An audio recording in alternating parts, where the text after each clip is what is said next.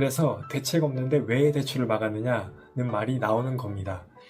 대출 규제는 집값의 근본 해법이라기보다는 속도를 늦추는 장치에 가깝습니다. 그런데 지금 문제는 언제까지 막는지, 누구를 위한 규제인지, 어떤 조건에서 풀리는지 설명이 거의 없다는 데 있습니다. 안녕하세요 여러분. 요즘 부동산 뉴스를 보다 보면 가장 헷갈리는 지점이 딱 하나 있습니다. 대통령의 말이 바뀌었다는 느낌 다들 받으셨을 겁니다.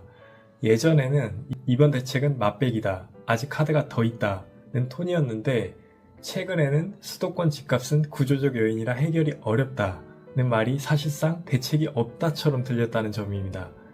여기서 중요한 건 부동산 시장은 정책 그 자체보다 사람들이 그 말을 어떻게 해석하느냐에 훨씬 더 크게 반응한다는 사실입니다. 그래서 그 영상의 댓글이 폭발한 겁니다. 그러면 오늘 영상에서는 최근에 나온 부동산 관련 뉴스를 바탕으로 문제 해결책은 어떻게 되어야 하는지 제시드리겠습니다. 그리고 영상 마지막 부분엔 최근 여러 부동산 대출에 대한 규제에 대한 해결법은 무엇인지에 대한 암시도 드리겠습니다. 최근 부동산 규제에 대한 대통령 발언에 대해 사람들이 화를 낸 이유를 찬찬히 들여다보면 단순히 정책 찬반의 문제가 아닙니다. 대책이 없다면서 왜 대출부터 막았느냐? 강남 찾겠다고 왜 우리 동네까지 같이 묶느냐? 현금 부자나 외국인은 사는데 왜 우리만 발이 묶이느냐? 언제 풀리는지, 어떤 조건에서 풀리는지 왜 말을 안 해주느냐? 이 질문들을 한 문장으로 정리하면 이렇습니다. 지금 사람들은 해법보다 출구를 원하고 있다는 겁니다. 규제가 옳으냐 그르냐를 떠나서 나는 언제까지 묶이는지, 누가 보호 대상인지, 어떤 조건에서 풀리는지가 전혀 보이지 않으니까 공포는 커질 수밖에 없는 거죠. 대통령이 말한 구조적 요인이라는 진단 자체는 의외로 많은 사람들이 동의합니다.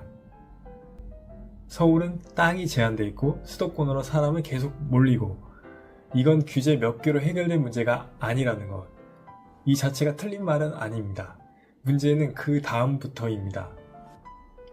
구조적으로 어렵다는 말은 시장에서는 순식간에 이렇게 번역됩니다. 그럼 집값은 계속 오르겠네?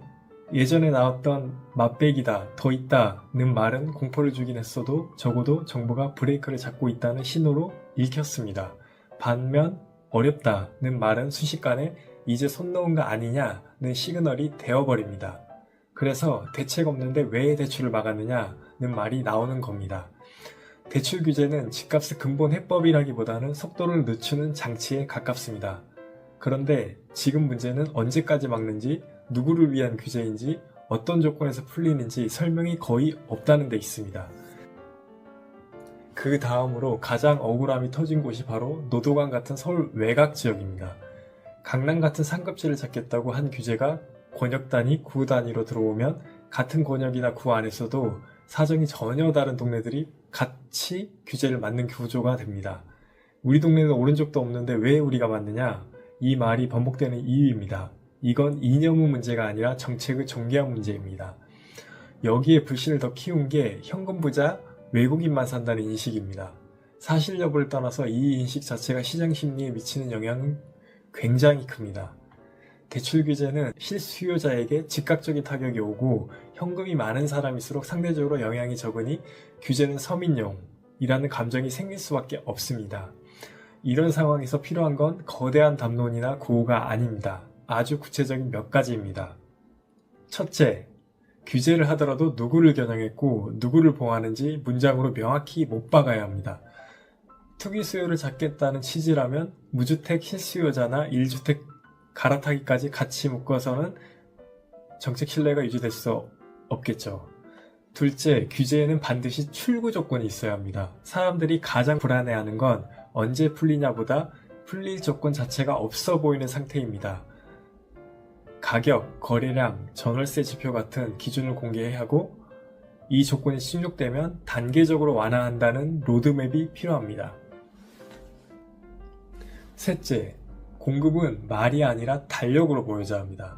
정비사업이든 공공이든 민간이든 언제 어디서 얼마나 진행되는지가 보이지 않으면 사람들은 결국 규제로만 누르는구나 라고 믿게 됩니다.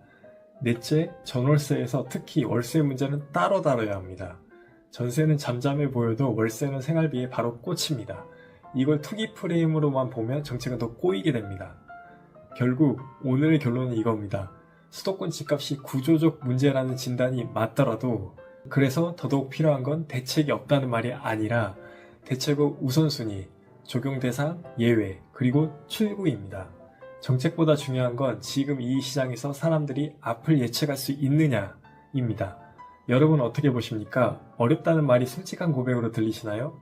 아니면 출구 없는 규제의 신호로 들리시나요? 그러면 이런 여러 정부 규제에도 불구하고 대출 규제를 우회할 수 있는 부분에 대한 방법은 다음 영상을 통해 안내드리거나 아래 고정 댓글 영상 링크로 남겨드리겠습니다. 감사합니다.